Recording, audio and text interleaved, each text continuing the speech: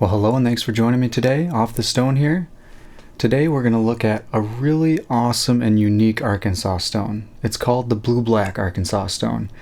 And a few things that we'll go over today are distinguishing between a blue-black and a regular black Arkansas stone.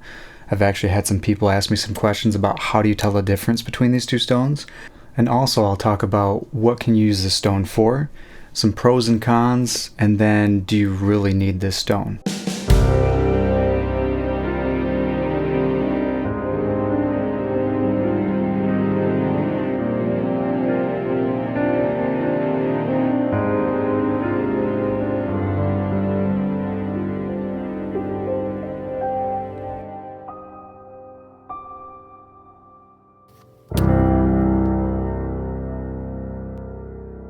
Alright, so let's check this thing out. Now, as I said, this is a blue-black Arkansas, but it is sometimes referred to as a black translucent as well. Check that beauty out. So you can see why they call it a blue-black, even though it's kind of grayish. It definitely has this blue look to it, which is very cool. So this is the finest of all Arkansas stones. And by fine, I mean it will leave the finest edge. I always thought a black Arkansas had an amazing edge finish, and it does. It's one of my favorites. But when I was sharpening through a progression of stones from coarse to fine, I ended up going to the black Arkansas, and then I went to this. And it ended up being the sharpest, or the finest edge, I should say. It ended up being the finest edge I've ever had on a knife. The results are actually in a video I've already posted. I'll put it in the description, but it's the Arkansas Stones Rant and Knife Review video. You can watch towards the end of that video, and it shows how sharp that knife got and some cut tests if you're interested. But one thing to say about this stone is we can't say for sure what the grit rating of the stone is. In fact, with all Arkansas stones, they don't have a technical grit rating, but they're measured by their density. And I'm just going to take a guess on this guy. You know, nobody knows for sure, but I'm guessing it's at least a 12K or up when it comes to how fine the stone is. A lot of people have said that just a regular black Arkansas can be around 8 to 10. Maybe even some have estimated up to 12K. So I would at least rate this guy as a 12K and up. I could be off by a little bit, but all I know is when I went through a progression and went from a black to this one, the edge was even finer than the black, which was really impressive to me. So one thing I kind of touched on was the color. You know, it's kind of a grayish, bluish looking stone, and I do want to help you to differentiate between this and a black, so I'll grab a black here in a second. But one thing to notice about this is, you know, they call it a black translucent too. It has some of this milky white grain look to it, just like a regular translucent. Let me grab my translucent so you can see. So they both have like this milky white grainish look to them. And what's unique about a translucent in general is you can actually see into the stone because it is translucent. You can actually see the depth. So if you're trying to figure out if you have a blue-black, you can kind of see. It's harder in this because it's darker, but you still can see into the stone. And that's one way to tell the difference between a black and a blue-black. Now let me get a black so you can see the difference. Now, one thing to note is these are natural stones, so they all vary a little bit in color, but you can definitely see a difference between these two stones. This is more of like a flat black, where this looks more like bluish gray. I've had some black Arkansas stones that are kind of more gray, not like a blue gray, but like a black gray.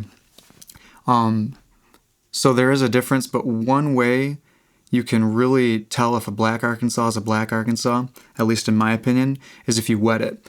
So no matter what black Arkansas I've owned, if I wet it with water, it turns jet black. And when you wet this one, it gets darker, obviously, but it doesn't turn jet black. So that's one thing I will actually show you so that you can see the difference. Let's do this so I don't make a complete mess. Alright, so here's the regular black Arkansas.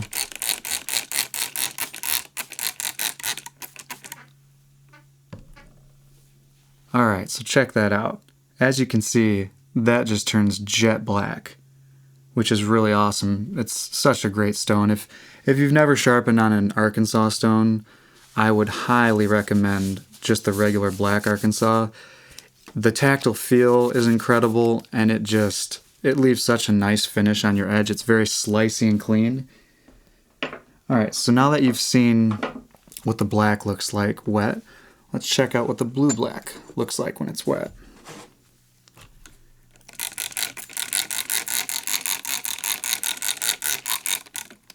So it's definitely darker, as I said, but, and I don't know if the camera is really picking that up, but it still looks gray. It doesn't look jet black. And even if like I said, even if I had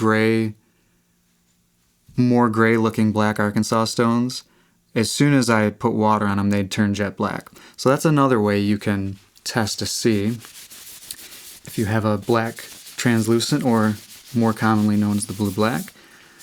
Here's a test I'm going to show you that will let you know for sure if you actually have a blue black Arkansas stone. Just got to dry this off real quick.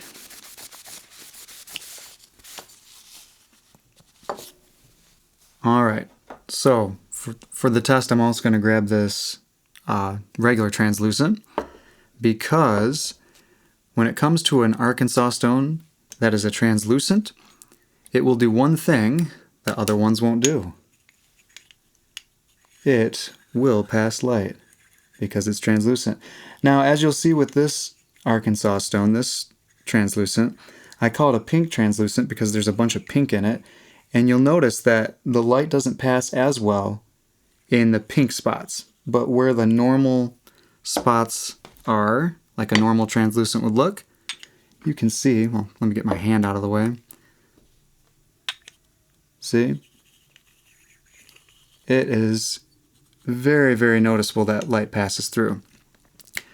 Now let's see how the blue-black does. Now somebody commented on trying to differentiate between the blue-black and a black, and I told them that this doesn't pass light.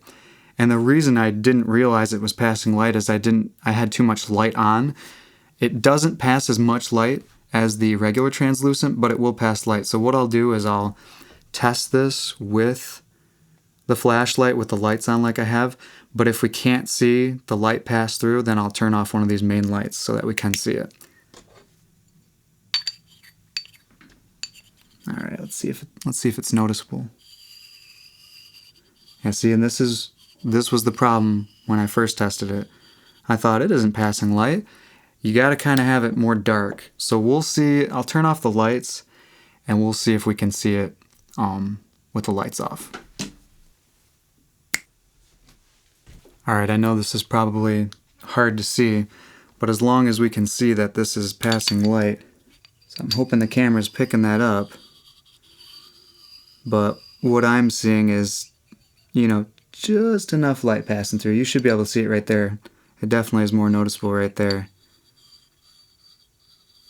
So it does pass light, it just doesn't pass it as well as the others. Let me turn these lights back on here, and there we go. So there you go.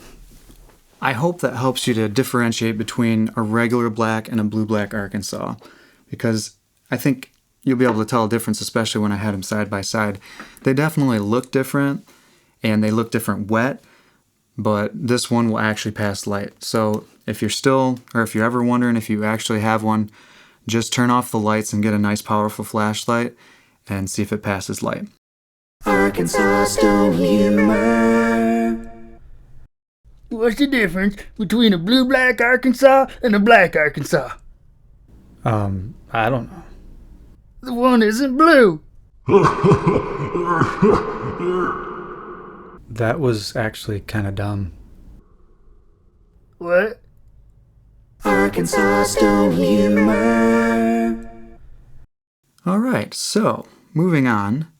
What do I use this stone for? Well, there are a few different uses I get out of it. But one of the main things I would say you would use this stone for is if you're going through a progression of stones, going from coarse to really fine to this. If you're going to use this stone, it's probably best used in that fashion, because let's say I was going through just an Arkansas stone progression and I started with a Washita, went to a hard, a translucent, then a black, and then this. By the time I get to this, the edge is going to be so surgically sharp that it will definitely whittle hair. Now, is it necessary to get a knife that sharp? Well, not really. I guess if you're going to shave with it, maybe. But it is really fun, and it's cool to get an edge that fine. So moving on to the next use, if you're a straight razor shaver, this is an excellent stone to finish on. Oftentimes when I sharpen my straight razor, I'll go from a black to this, and there is definitely a noticeable difference when I go to this. There is a much more smooth shave. One of the unconventional uses you can get out of this is you can almost use it as a honing steel. And you might ask, what's a honing steel? Well, if you've ever seen one of those rods in the kitchen, it just has a handle with this big metal rod sticking up. And what you do is you pull your knife across it on each side of the knife to realign the edge. Now, this doesn't sharpen the edge, but it'll realign any damage if there is any, or if there's any, flat spots or whatever. So what I've done with this, since I don't have a honing steel, is I'll just take a knife and I'll just run it like 4 times on each side of the knife edge. And I'll either do that or I'll do it twice, like 4 times, 4 times, 4 times, 4 times. It seems to work really well to realign your edge. So that's an unconventional use, but I do it and it works. Would I recommend this stone? Well, my recommendation would be based on what you have. So for one, like I said, the stone is best used if you have a bunch of stones that can come before it so that you can use this as a final finishing stone. But if you only had like maybe one coarse stone, like a 220 grit, would I tell you to buy this? No, I don't think that would be worth your time. But one way I would recommend this stone is if you have a straight razor. If you have a straight razor and you already have some good finishing stones, this one's definitely not going to hurt to be one of your last finishing stones before you shave. Another reason I would say maybe not to get this, if you don't have either of those, if you don't have a straight razor or a bunch of stones that you can lead up to this stone, is the fact that it is very expensive. Because this is probably the rarest Arkansas stone, this little guy, I can't remember, it was definitely over $100. And it's just a small, I believe it's 6 by 2 by ½ inch. Could be 5 inches, but I think it's a 6. But for that small of a stone, that is super expensive. Well, I think that's going to wrap it up for today.